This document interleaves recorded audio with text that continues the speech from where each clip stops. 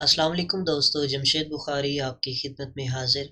16 number सवाल है, La ingestión de alcohol produce, जो शराब का पीना है उससे क्या जो है पैदा हो सकता है। aumento de distancia de freno, कि इसके साथ जो फासला है ब्रेक का वो बढ़ जाता है। दूसरे में लिखता है disminución del campo visual, कि जो देखने की या नज़र की क़ुव्वत है वो कम हो जाती है। disminución de la distancia de frenado, जो ब्रेक का डिस्टेंस है, फासला है, वो कम हो जाता है। तो शराब के जो है नशे में, इसकी शराब की सूरत हाल में ये जो चीज़ लिख रहा है ओमेंतो दे ला डिस्टेंसिया फ्रेनादो, तो डिस्टेंसिया फ्रेनादो क्या है? ये डिस्टेंसिया दे फ्रेनादो और डिस्टेंसिया दे रिएक्शन दे टेंसियोन, इस पर मैंने एक वीडियो बना रखी है, तो यहाँ पर उसका मैं लिंक रख दूंगा आई बटन में, तो वहाँ से आप ये डिटेल में देख सकते हैं। तो यहाँ पर डिस्टेंसिया दे फ्रेनादो जो है वो तब शुरू होती है जब रिएक्शन कर चुका होता है ड्राइवर, यानी कि उसके रिएक्शन के बाद जो सफ़र तय होता है, ब्रेक उसने लगाई, गाड़ी के रुकने तक, ब्रेक के लगाने से लेकर गाड़ी के रुकने तक, उसको कहते हैं डिस्टेंसिया दे फ्रेनादो। तो यहाँ पर वो कैसे बढ़ जाएगा शराब की हालत में, क्योंकि उसने रिएक्शन लेट करना है, तो रिएक्शन के बाद का ये जो सिलसिला है गाड़ी के रुकने का, उसे डिस्टेंसिया दे फ्रेनादो कहते हैं। तो यहाँ पर इस पे कोई असरअंदाज नहीं होगा डिस्टेंसिया दे फ्रेनादो पर, ना तो ये कम होगी और ना ये ज़्यादा होगी, क्योंकि इसका रद्द अमल के साथ कोई ताल्लुक नहीं है, ड्राइवर के साथ कोई ताल्लुक नहीं है, इसका ताल्लुक है गाड़ी के टायरों के साथ, उसके अच्छे हैं या बुरे हैं, जो रास्ते के साथ, कि अगर रास्ता कैसा है तो उसके हिसाब से, अगर सड़क ख़राब है, फिसलन वाली है, तो डिस्टेंसिया बढ़ जाएगा, अगर ठीक है तो कम हो जाएगा। इसी तरह टायर ठीक है या ख़राब है, तो ये डिपेंड ड्राइवर पर नहीं करता। तो यहाँ पर क्योंकि अल्कोहल ड्राइवर ने, नशा ड्राइवर को होना है, तो इसमें कंपो विश्वाल जो है, नज़र जो है वो कम पड़ जाएगी ड्राइवर की, यही इसका दुरुस्त जवाब होगा। ये द डिस्टेंसिया दे फ्रेनादो दोनों गलत है, ना कम होगा ना बढ़ेगा। Si tiene su permiso B, अगर आपके पास परमिसो बे है, यानी कि कार का लाइसेंस है, desde hace más de un año, 1 साल से ज़्यादा हो चुका है, y ahora obtiene de la clase A, और अब आपने मोटरसाइकिल का जो है लाइसेंस निकाला है, está obligado, यहाँ पर ज़रूरी है a llevar la placa L, आपको एल प्लेट का लेके जाना इन su motocicleta, अपने मोटरसाइकिल पर। पहला जवाब है सी दुरानते un नानियों, 1 साल में आपने है जो है वो उसे लेके जाना है, ला पार्ते त्रासेरा, पिछली जानब लगाते हुए। दूसरे में लिखता है नो, नहीं लेके जाना। आखिर में लिखता है सी, लेके जाना है, ला पार्ते दिलांतेरा, आगे वाली साइड पे, दुरानते उन आनियों, 1 साल तक।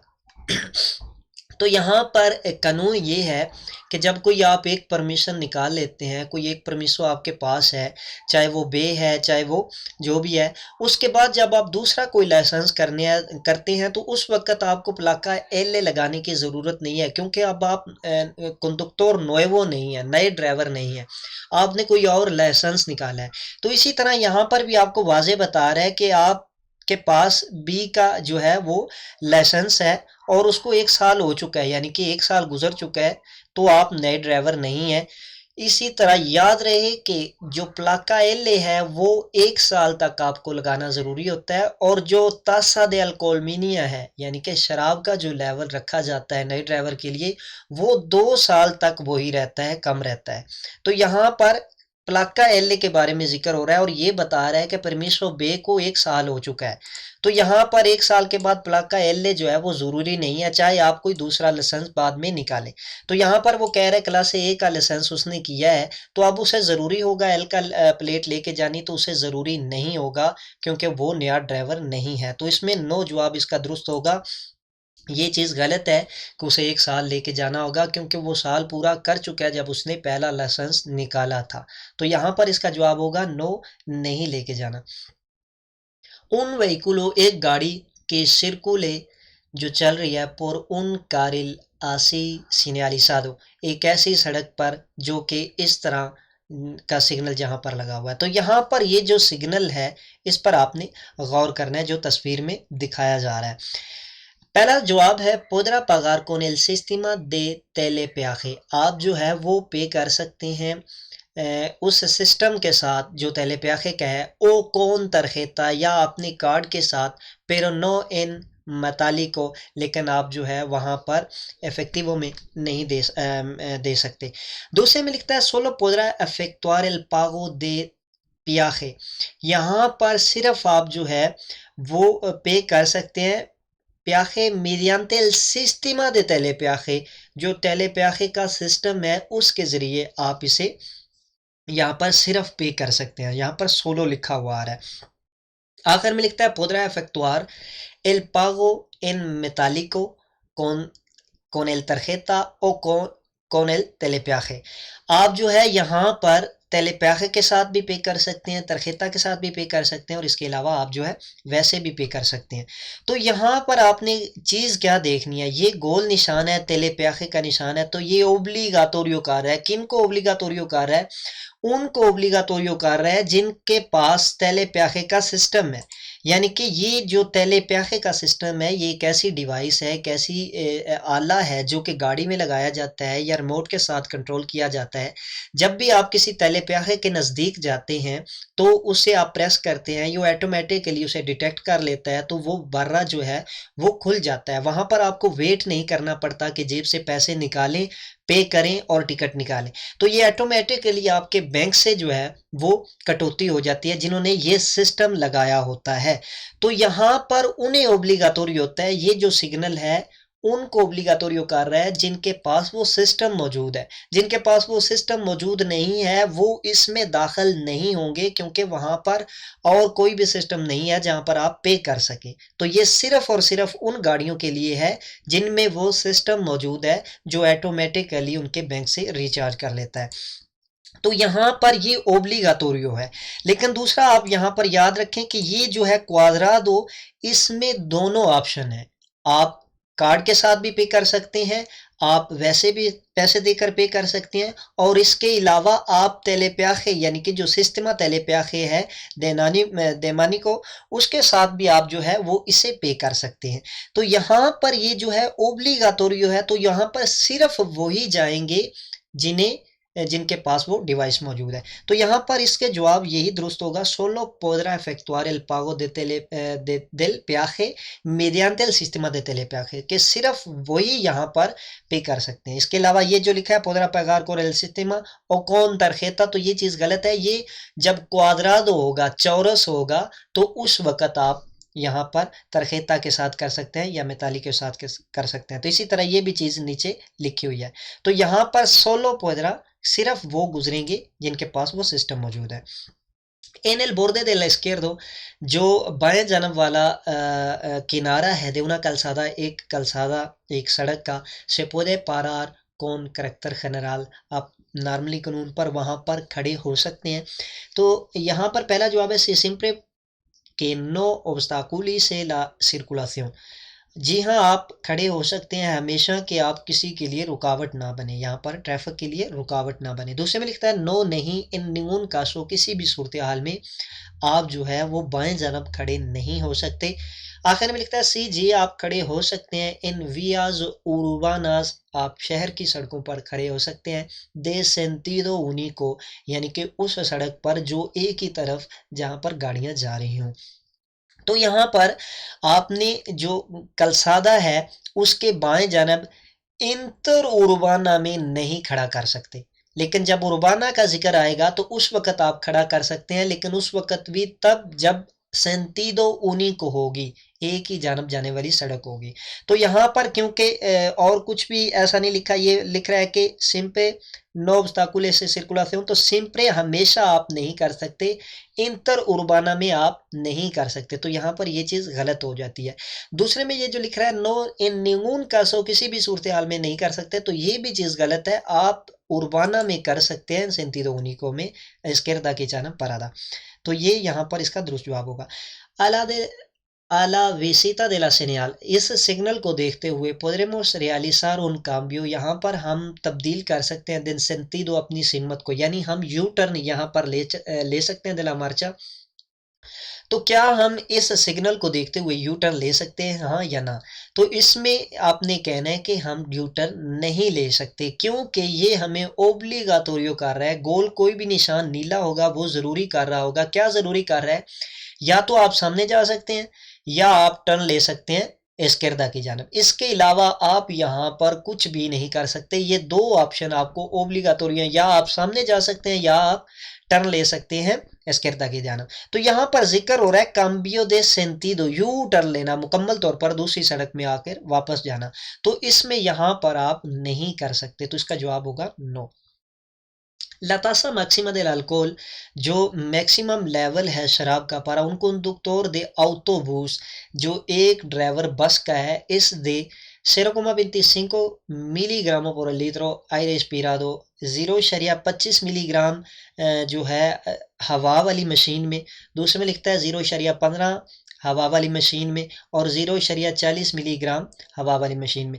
तो इसमें ये जो हवा वाली मशीन है उसमें जो कंडक्टोरेस प्रोफेशनales होते हैं, कंडक्टोरेस प्रोफेशनales में ये ऑटोबूस वाले भी आ जाते हैं, टैक्सिस्ता भी आ जाते हैं, एम्बुलेंसिया वाले भी आ जाते हैं, बोम्बेरोज वाले भी आ जाते हैं। यानी कि ये कंडक्टोरेस प्रोफेशनales का जो तासा दे अल्कोहलमेनिया होता है वो सेम वही होता है जो कंडक्टोरेस नोवेल का होता है। यानी कि नए ड्राइवरों का जो तासा होता है वही ये जो प्रोफेशनल ड्राइवर्स हैं, जैसे कि बस के, ट्रक के और ये टैक्सी, एम्बुलेंस वगैरह के, तो उनका भी तासा सेम वही होगा, यानी कि कम होगा। लेकिन यही अगर बस वाला अगर कोई अपनी ज़ाती कार चला रहा है तो उस वक़्त उसका तासा वो नहीं होगा, उस वक़्त उसका तासा नॉर्मल होगा, जैसे कि नॉर्मल ड्राइवर का होता है। ये उस वक़्त होगा जब वो चीज़ चला रहा है, यानी कि ऑटोबूस चला रहा है। तो यहाँ पर वाज़े तौर पर कह रहा है उन कंडक्टर दे ऑटोबूस, तो यहाँ पर उसका होगा 0,15 मिलीग्रामो por litro दे आयरे एस्पिराडो, क्योंकि यही कंडक्टर नोवेल का होता है और यही प्रोफेशनलिस का होता है। जो नॉर्मल है उनका 0,25 मिलीग्रामोस होता है। इसी तरह सांगरे में जो है वो 0,30 होता है, नॉर्मल जो प्रोफेशनलिस होते हैं, और जो दूसरे होते हैं उन्हें 0,50 यानी कि 50, उसमें ग्राम होते हैं, 0,30 ग्रामोस लिखा होगा जो सांगरे में होता है, और इसमें जो आयरे एस्पिराडो में होता है वो मिलीग्रामोस में लिखा होता है। तो यहाँ पर 0,15 मिलीग्रामोस जो है वो कंडक्टोरेस प्रोफेशनलिस का होगा, और 0,30 ग्रामोस इन सांगरे, तो खून में जो है वो 0,30 ग्राम होगा। Esta señal indica, ये जो सिग्नल है ये इंडिकेट कर रहा है la entrada de una vía reservada, ये एक इंत्रादा है, एक दाखिल होने वाली जगह है रास्ते की, रिजर्वादा किन के लिए ये जो है मखसूस किया गया है, तो ये यहाँ पर सिक्लोमोटोर है, सिक्लोज है, सिक्लोमोटोरस है। तो यहाँ पर ये जो सिग्नल है ये सिक्लोज का है। इसमें आपने फर्क कैसे देखना है, ये यहाँ पर देखें, इसके साथ एक तो पैडल है मौजूद और इसके साथ एक लाइट है, ये है सिक्लोमोटोर के लिए।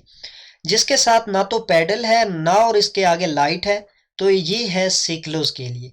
ओब्लिगातोरी, ये दोनों अक्सर सामने आ जाते हैं तो ये पता नहीं चलता कौन से वाला है। तो यहाँ पर आपको वाजे करता चलूँ तो जिसके सामने ये लाइट होगी और ये पैडल होगा उसका मतलब है ये सिक्लोमोटोर है, और जिसके सामने ये लाइट नहीं है वो सिक्लोज है, और इसी तरह ये जो है ये मोटोसिक्लेता का है।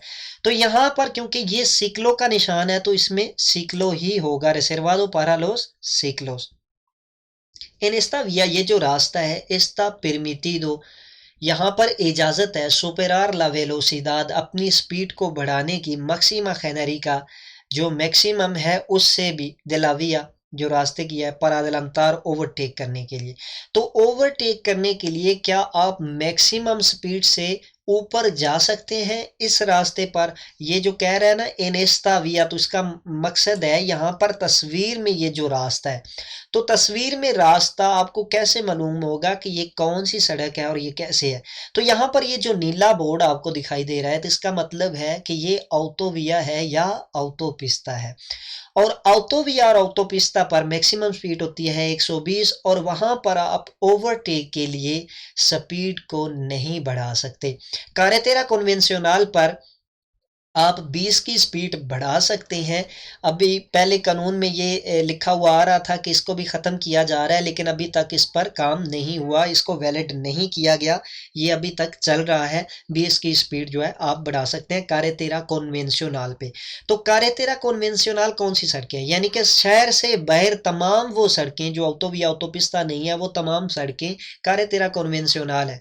तो वहाँ पर नॉर्मली कारेतेरा कॉन्वेंशनल पर 90 स्पीड होती है। तो आप ओवरटेक करने के लिए 110 की स्पीड पर जा सकते हैं, यानी 20 किलोमीटर आप स्पीड बढ़ा सकते हैं ओवरटेक के लिए। लेकिन याद रहे, अगर आगे वाली गाड़ी जो है वो मैक्सिमम पर है, यानी कि रास्ते का जो मैक्सिमम स्पीड है उस पर है, तो उस वक्त आप ओवरटेक उसे नहीं कर सकते।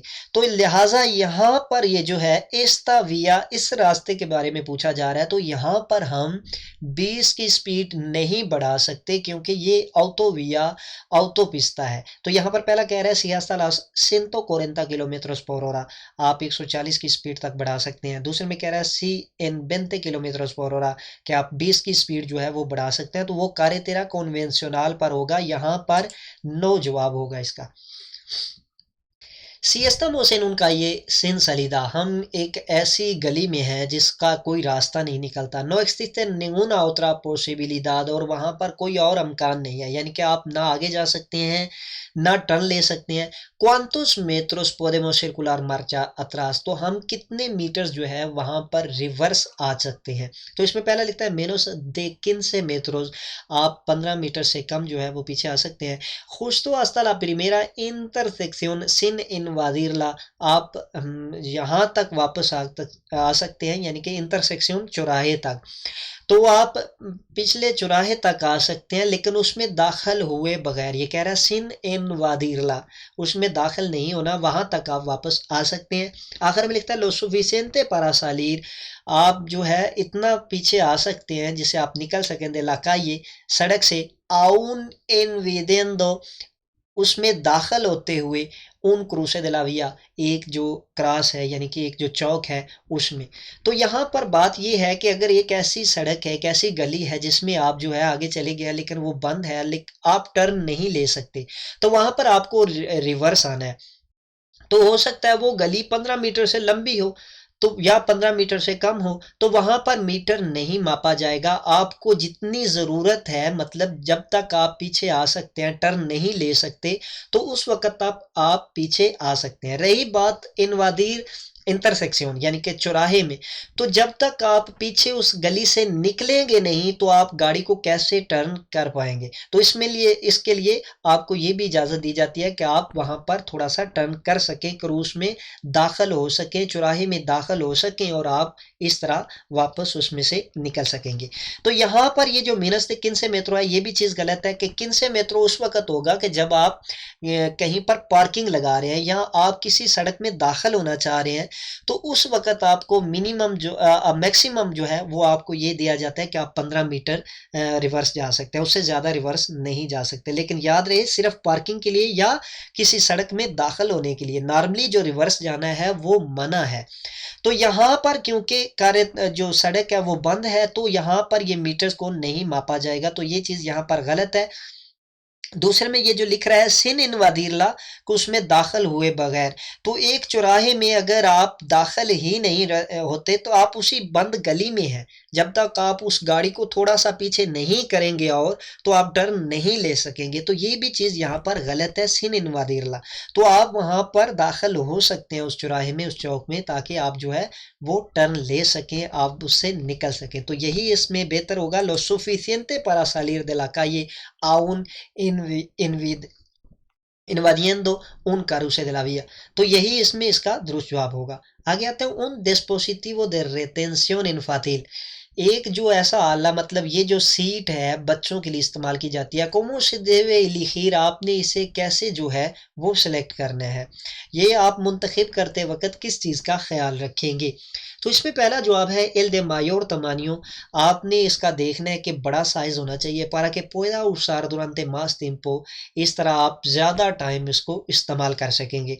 दूसरे में लिखता है इन function del peso de niño, आपने वहाँ पर जो बच्चे का वज़न है उसके हिसाब से इसे ख़रीदना है। आखिर में लिखता है इन फंक्शन दिल एदाद, आपने बच्चे की उम्र के हिसाब से इसको सिलेक्ट करना है। तो यहाँ पर उम्र के हिसाब से नहीं किया जाएगा, इसको वजन के हिसाब से आप सीट को लेंगे। तो ये जो तमानियो ग्रांदे है ये भी आप नहीं करेंगे, क्योंकि जितना बच्चे का वजन है, जिस तरह उसमें फिट आता है, तो उसको आप जो है सिलेक्ट करेंगे, उसको आप खरीदेंगे। तो इसमें फंक्शन दिल पेसो दिल निनियो होगा, एदाद नहीं होगा। छोटी उम्र का बच्चा या बड़ी उम्र का बच्चा मोटा या पतला हो सकता है, तो उसके हिसाब से आपने सीट को सिलेक्ट करना है, ये पेसो के हिसाब से होगा। En un tramo recto, एक ऐसा रास्ता जो सीधा है, दिन नोचे रात को सिन कंडीशंस, बगैर हालात के, एटमॉस्फेरिका adversidad, यानी कि मौसम का भी कोई खराबी वहां पर मौजूद नहीं है। इसको रेक्तो, ये ठीक है। एल अलुम्ब्रादो, जो लाइट है कि ये वा इंसेंडिदो, जला के जा रहा है, este वहीकलो, ये गाड़ी वाला। तो ये गाड़ी वाला ये जो लाइट जला के जा रहा है रात के वक्त एक ऐसी सड़क पे जो सीधी है और वहां पर मौसम भी खराब नहीं है, क्या इस तरह की लाइट जलाकर जाना ठीक है? तो ये तस्वीर में जिक्र कर रहा है इसका। तो ये लाइटें यहाँ पर अंतिनेबला दलांतेरा, यानी कि आगे वाली लाइटें आपको दिखा रहा है तस्वीर में, तो ये अंतिनेबला दलांतेरा है। तो ये क्या लेके जा सकता है? तो पहला जवाब है नो, दूसरे में है सी, आखिर में है उनिकामेंटे cuando circule por la calzada estrecha, ये सिर्फ उस वक्त लेके जा सकता है जब किसी तंग सड़क पर चल रहा हो। तो यहाँ पर वाजे आपको लिख रहा है ट्रामो रेक्टो। ये जो लूसेस आंती नेवला दलांतेरा है, ये आप उस वक्त इस्तेमाल कर सकते हैं, यानी कि कुर्वाज हैं, मोड़ हैं, बहुत तंग मोड़ हैं। कुर्वाज कौन ला? कुर्वाज एस्ट्रेचा। यहाँ पर कलसादा एस्ट्रेचा लिख रहा है, यानी कि है वो रेक्टो, त्रामो रेक्टो है, सीधा है, लेकिन एस्ट्रेचा है, तंग है। लेकिन इस वक्त यहाँ पर आप उसे नहीं जला सकते। आप जला सकते हैं जब कुर्वाज होंगे, बहुत ज्यादा मोड़ होंगे, तंग होंगे, तो उस वक्त आप चला सकते हैं। दूसरा ये बता रहा है कंडीशंस एटमॉस्फेरिकास एडवर्सास, कि यहाँ पर मौसम की भी कोई खराबी नहीं है, मौसम की भी कोई खराबी नहीं है, सड़क भी सीधी है, तो उस वक्त आप अंतिनेबला दलांतेरा नहीं जलाएंगे। तो इसमें जवाब होगा नो। इस करेक्ट तो पूछ रहा है ये ठीक है एला लुमरादो के ये वा, तो ये ठीक नहीं है। Si nos quedamos detenidos en un túnel, हम एक जो है टनल में रुक जाते हैं, खड़े हो जाते हैं, por congestión del tráfico, traffic के रश की वजह से, यानी कि बहुत ज़्यादा गाड़ियां हो गई हैं और उसमें रुक गई हैं टनल के अंदर, के debemos hacer, वहां पर आपको क्या करना होगा? इसमें पहला जवाब है dejar puestas las luces de emergencia, आपने इमरजेंसी लाइट्स को जला लेना है, यानी चारों इंडिकेटर जो होते हैं उनको जला लेना है, junto con la posición, जो पार्किंग लाइट है उसके साथ। दूसरा लिखता है dejar puestas las luces de posición, आपने पार्किंग लाइट को जलते रहने देना है, ई apagar el motor, और इंजन को वहां पर आपने बंद कर देना है। आखिर में लिखता है apagar el motor y las luces, आपने इंजन को भी बंद कर देना है और लाइटों को भी बंद कर देना है। पोषणों के दारे मोहसिन बैटरिया, अगर आप बंद नहीं करेंगे तो इस तरह बगैर बैटरी के आप रह जाएंगे, यानी कि बैटरी लो हो जाएगी। तो यहाँ पर ये जो आप किसी टनल के अंदर किसी रश की वजह से वहां पर आपको रुकना पड़ रहा है, तो उस वक्त आपको ज़रूरी होता है कि आप जो एमरजेंसी लाइट है उसको जलाएं और उसके साथ जो है पोजीशन का जो है इस्तेमाल करें। ये जो दूसरा लिखता है देखार पोस्टल असलूशस पोजीशन, पार्किंग लाइट को ऑन करें और इंजन को बंद कर दें, तो ये चीज़ यहाँ पर सिर्फ पार्किंग लाइट आपने ऑन नहीं करनी, वहाँ पर इमरजेंसियाँ भी करनी है, ताकि पीछे से आने वाले जो है वो भी आपको देख सकें कि गाड़ियाँ यहाँ पर रुकी हुई हैं, कोई इमरजेंसी है या कॉन्जेस्शन है या रश है, तो पीछे इंडिकेट हो जाए। तो इसमें ज़रूरी होता है कि आपने साथ में इमरजेंसियाँ चलानी है।